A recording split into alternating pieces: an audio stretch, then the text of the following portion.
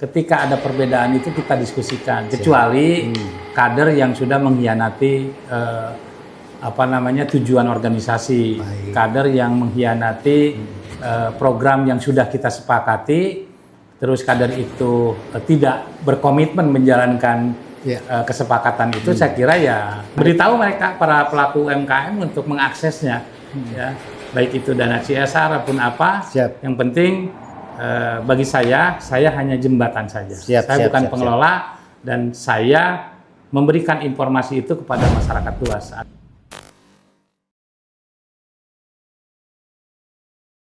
Sahabat Sukabumi Viral, sore hari ini saya Deddy Cobra sedang berada di Rumah Aspirasi bersama Ketua DPC Demokrat Kabupaten Sukabumi.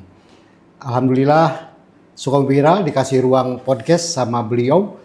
Sekaligus kita akan berbincang-bincang pemirsa dengan beliau sebagai Ketua DPC. Selain daripada itu, beliau adalah utusan kita di Senayan. Seperti apa nih keseruan obrolan sama Pak Iman Adi Nugraha? Selamat sore Pak Iman. Selamat sore Kang Deddy Cobra. Terima kasih atas waktunya. Ini merupakan kehormatan bagi kami dari Sukabumi Viral bersama abangku yang sudah tidak asing lagi, Paman Pak Dewan. Kami dari media ingin bertanya, menggali informasi terkait Pak Iman sebagai DPR RI dari Kabupaten Sukabumi. Pak Dewan, yang pertama sebagai Ketua DPC Demokrat Kabupaten Sukabumi, banyak pihak yang penasaran Pak. Apa strategi Bapak agar Demokrat tetap eksis dan memenangkan hati masyarakat di tengah persaingan politik yang sangat ketat Pak? Monggo Pak. Ya, terima kasih Kang Deddy Cobra. Siap. Pertama-tama saya ucapkan terima kasih sudah bisa datang di tempat kita, Rumah Aspirasi Iman Adi Nugraha. Siap. Ini adalah tempat di mana kita biasa berkumpul, menerima masyarakat ya, umum terutama di kabupaten dan di kota Sukabumi. Siap. Rumah Aspirasi ini terbuka untuk siapapun ya. Baik. Kebetulan biasanya saya jadi yang menjadi hostnya. Tapi karena Kang Deddy katanya ingin menjadi host dan ingin bertanya kepada saya, maka saya hari ini menjadi narasumbernya. Siap. Kembali ke pertanyaan tadi bahwa bagaimana melihat potensi Partai Demokrat ke depan. Bagi saya hari ini saya sudah menjadi wakil rakyat. Di samping saya sebagai Ketua DPC Partai Demokrat. Tapi juga saya hari ini harus memposisikan bahwa saya adalah merupakan wakil dari masyarakat Kota dan Kabupaten Sukabumi. Tanpa harus melihat warna politik ya, partai politik.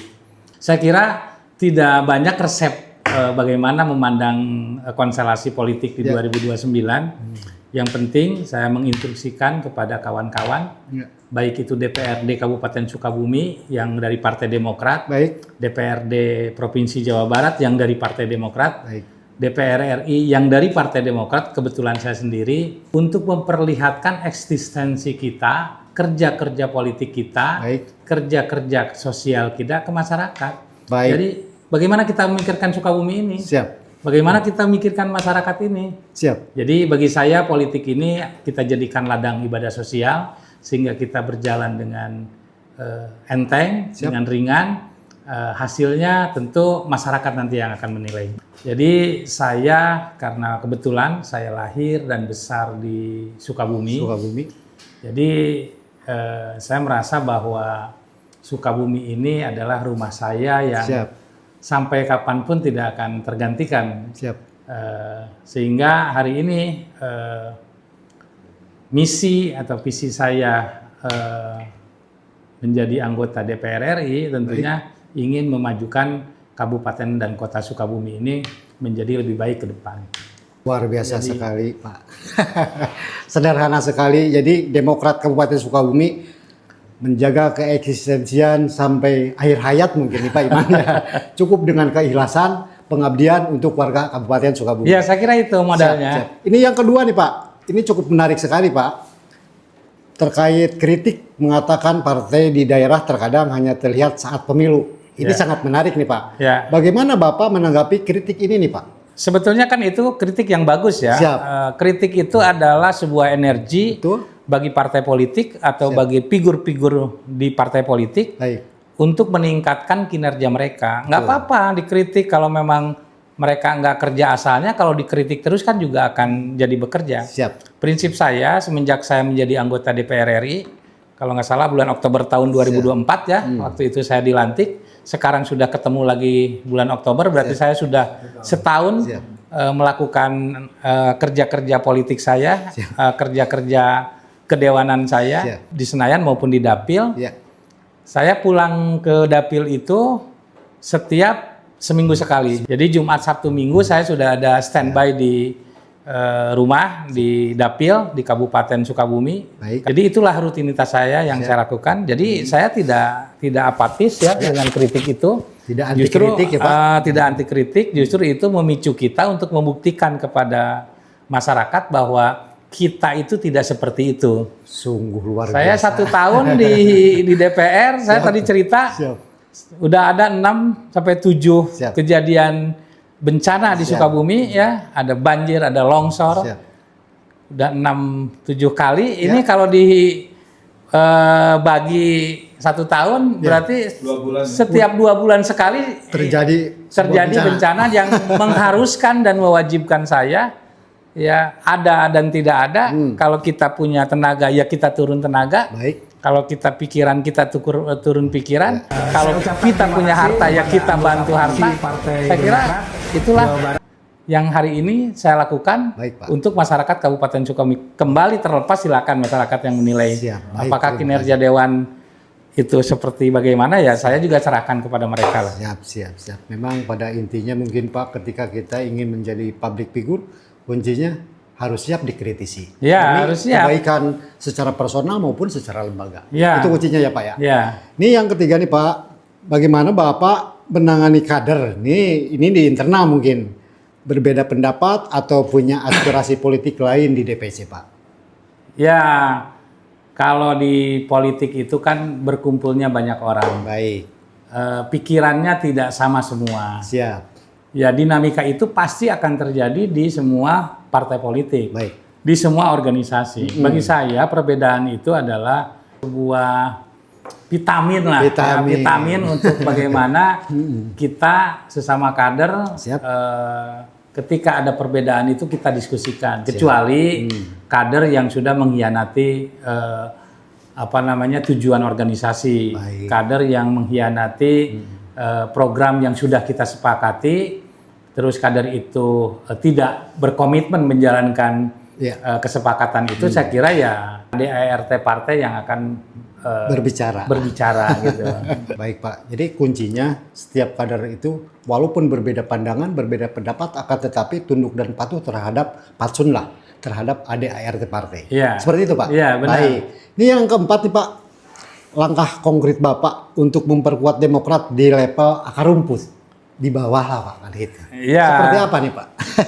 Saya kira tadi itu sebagai anggota DPR, hari ini saya harus melayani semua lapisan masyarakat, tidak melihat kader. Siap. Ya, karena warga masyarakat Sukabumi wajib ya hukumnya untuk saya bantu. Ya, wajib ya Pak. Wajib. Ya, artinya bahwa saya harus berbuat untuk semua. Tidak bisa saya memilah-milah ini kader, ini bukan. Ya. Jadi saya itu berbuat berbuat sesuai dengan tugas dan fungsi saya. Siap. Ya. Adapun yang tidak sesuai tugas dan fungsi saya, asalkan ya itu tidak melanggar etika, itu tidak melanggar hukum, ya walaupun bukan tugas saya kita lakukan. Dan itulah sebetulnya strategi saya, bagaimana saya bisa menjadi bagian dari masyarakat. HP saya itu tidak pernah saya tutup, ya tiap hari itu ada yang saya kenal, ada yang tidak saya kenal. Kalau nge-WA pasti saya balas. Walaupun mungkin agak telat ya. Ada juga yang nggak kebalas, biasanya yang sudah numpuk gitu loh. Saya lagi ada giat, ada WA, posisinya tidak saya nyalakan deringnya, akhirnya tidak kebaca. Mungkin kebaca-baca udah lama, tapi biasanya saya suka meminta maaf kalau memang ada yang ketumpuk seperti itu. Jadi Saya kira dari segi pelayanan. Jadi Siap. akar rumput mungkin akan memperhatikan kita, mempertimbangkan kita untuk memilih Demokrat di 2009 kalau Siap. para wakil rakyatnya, para pengurusnya itu peduli terhadap kebutuhan dan aspirasi rakyat di bawah. Selalu hadir di tengah-tengah warga Saya masyarakat. kira itu. Saya Siap. kira itu. Terima kasih. Ini arahnya ke peran Bapak sebagai anggota di DPR RI ini, Pak. Menjadi anggota DPR RI tentu memiliki tuntutan besar, Pak Iman. Apa yang paling Bapak prioritaskan untuk Sukabumi? Dan apakah ada proyek yang bisa dibanggakan sejauh ini, Pak? Harus tahu dulu bahwa kita itu adalah legislator, Siap, bukan eksekutor. siap. Ya, kalau eksekutor kan presiden dengan para pembantunya, Betul. gubernur, bupati itu eksekutor kan. Kalau kita legislator, fungsi saya adalah fungsi penganggaran, fungsi pengawasan dan fungsi legislasi. Siap. Nah, jadi kita bukan eksekutor. Ya. Tentu hari ini saya ada di Komisi 7. Komisi Siap. 7 ini yang membidangi masalah industri, masalah pariwisata, masalah UMKM, ya, masalah ekonomi kreatif. Siap. Ya saya karena memang kementeriannya yang mengolah itu, Siap. maka di seputar itulah hari ini saya berjuang. Pertama tentang UMKM. Saya banyak mendorong para UMKM ini supaya menjadi UMKM yang tumbuh dan berkembang. Siap. Ada pelatihan-pelatihan dari kementerian saya bawa ke Sukabumi, saya ajak para UMKM untuk memahami bagaimana mereka memasarkan produk, bagaimana mereka membuat produk, ya, bagaimana mereka mengakses pembiayaan. Itu dari segi para pelaku UMKM. Ya. Dari segi industri, nah kita kan juga ada industri kecil menengah (IKM). Ya. Kemarin ada pelatihan di sini di tempat ini. Ya. Saya ajak Kementerian Perindustrian untuk melakukan pelatihan-pelatihan. Salah satunya bengkel motor, laut. Nah, mereka melakukan pelatihan ya. Mudah-mudahan kedepannya juga mereka bisa mendapatkan bantuan-bantuan. Ya. Itu di sektor industri. Di sektor pariwisata, di sektor pariwisata sama. Saya juga mendorong pelatihan terhadap para pelaku wisata, gitu loh. Di sektor ekonomi kreatif ini malah besok masih 1 hari kita melakukan bimbingan teknis terhadap para pelaku ekonomi kreatif. Siap. Saya hari ini melakukan tugas dan fungsi di sektor yang hari ini menjadi mitra saya. Siap. Ya, entah besok atau lusa saya apakah masih di Komisi 7 atau tidak, karena itu pimpinan yang menentukan. Jadi apa yang bisa kita lakukan yang terbaik semampu kita. Siap. Ya, kalaupun ada dana-dana yang bisa disalurkan dari pusat misalkan, saya beritahu mereka para pelaku UMKM untuk mengaksesnya. Ya. Baik itu dana CSR ataupun apa, yang penting bagi saya hanya jembatan saja. Saya bukan pengelola dan saya memberikan informasi itu kepada masyarakat luas agar masyarakat bisa mengakses. Sehingga adalah 300 triliun yang disebar di bank-bank himbara. Ya, terbesar ada di BRI. Tetapi persoalannya sekarang apa? Kuartal ketiga ini kalau tidak salah sudah 200 triliun terserap. Kemana uang itu? Sementara ekonomi di bawah belum goyang-goyang. Malah banyak masyarakat kita yang terjerat rentenir, yang terjerat bank keliling, yang terjerat bank emok. Itu saking frustasinya. Kenapa? Karena tadi persyaratan yang ditentukan oleh bank penyalur inilah yang menurut saya sulit. Padahal kami ketika RDP udah ngomong juga dengan bank-bank itu bahwa pinjaman 1 sampai 100 juta tidak harus ada agunan. Coba bayangkan masyarakat kecil di bawah ya yang minjem hanya 5-6 juta harus ada agunan. Agunan apa? Untuk hidup aja dia nggak bisa. Apa dia nyawanya bisa diagunkan? Ya makanya saya menghimbau kepada bank-bank himbara ini tolonglah jangan sampai penyaluran dana KUR ini ya hanya dinikmati oleh kelompok-kelompok orang tertentu saja. Saya malah takut ya atau curiga. Ini ada apa namanya peminjam besar, misalkan seseorang mendapatkan, karena dia setorannya bagus, dia mendapatkan pinjaman besar, misalkan 1 miliar. Siap. Saya takutnya uang 1 miliar ini bukan digunakan usaha. Kalau penilaiannya hanya setoran, bisa saja uang ini dia rentenkan lagi ke para pelaku UMKM kita dengan bunga yang tinggi, sehingga dia mendapat keuntungan banyak dan dia lancar membayar ke Bank Himbara itu. Siap. Bisa saja begitu kan? Bisa saja seperti Maka saya itu. menghimbau juga pihak bank penyalur ini, tolonglah pahami kondisi masyarakat di bawah. Ya, kondisi masyarakat kita di bawah itu tidak semua pintar, Betul. tidak semua mengetahui informasi. Siap. Jangankan dimintakan agunan, dia untuk bikin NIB saja mungkin sudah apa itu NIB dia tidak tahu. Padahal kita Komisi 7 itu sudah terang-terangan di dalam rapat terbuka, ya, rapat dengar pendapat di Komisi 7 bahwa pinjaman 1 sampai 100 juta itu tidak dimintakan agunan, tapi pelaksanaannya di lapangan masih diminta. Baik, Pak. Saking pusingnya masyarakat kecil kan frustasi. Ya. Nah, setelah frustrasi mereka apa aja diambil. Pinjam Bang Embok. Iya itu terjadi. Ya saya menghimbau lah. Kita Pak. pikirkan itu sama-sama. Pak Dewan, meskipun demikian, ini beberapa pihak menilai wakil rakyat nih Pak. Ya, Kadang lebih fokus pada politik nasional ketimbang daerah. ya. Bagaimana Bapak memastikan aspirasi Sukabumi tetap didengar di Senayan, di Jakarta? Saya sering bicara juga tentang Sukabumi. Bagaimana Sukabumi kondisinya sekarang? Ya. Ya, bencana masih terjadi di mana-mana, infrastruktur itu Masih terbengkalai. masih berat kan gitu ya. Ekonomi masyarakatnya masih ripuh kan gitu ya.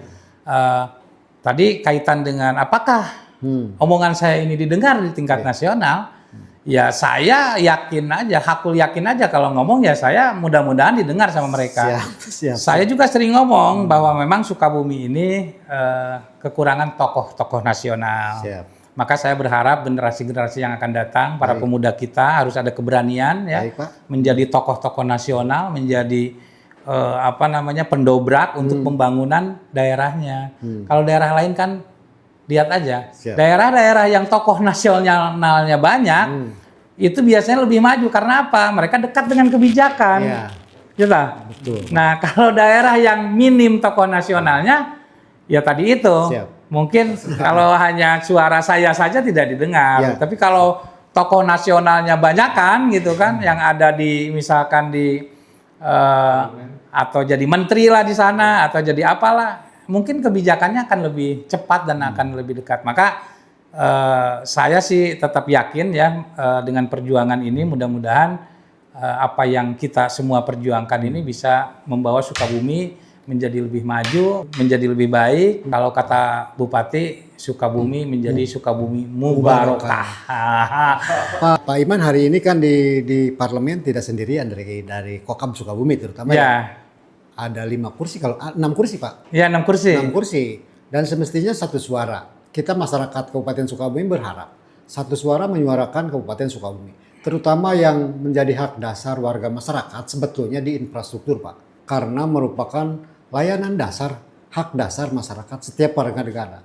Itu terutama yang paling esensi lah. Instruksi partai, Siap. instruksi baik itu ketua umum saya, Mas AHY, Siap. maupun ketua fraksi saya, Mas Edi Baskoro Yudhoyono. Siap.